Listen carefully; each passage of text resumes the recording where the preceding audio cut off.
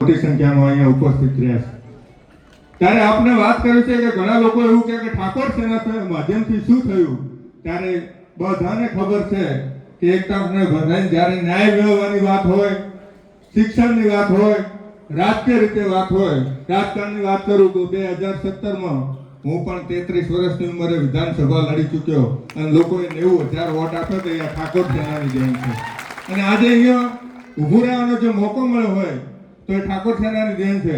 ત્યારે આપ સૌને કહું છું કે આજે આપણે કેટલાક ધારાસભ્યોને સન્માન કર્યા, કેટલાક ડિરેક્ટરશ્રીને કર્યા, તાલુકા ડેલિગેટોને કર્યા, સમય શિક્ષણનો ઠાકોર સેનાએ શું કર્યું એ આપણે 15 વર્ષ થયા, પણ હવેના 5 વર્ષ પછી આ સ્ટેજ ઉપર આઈએસ આઈપીએસ ને પણ સન્માન થશે। આ ઠાકોર સેનાની દેન છે। એટલે તમામ મિત્રોને વિનંતી કરું છું કે આપણી બેન દીકરી દીકરા દીકરીઓને ઊંચા અભ્યાસ માટે શિક્ષણ લઈ જાય અને આ સંગઠનના માધ્યમથી આવનાર ભવિષ્યમાં આપણે ક્લાસ 1 અને 2 ઓફિસર બને એવી શુભેચ્છાઓ પાઠવું છું। અસ્તુ ભારત માતા કી જય।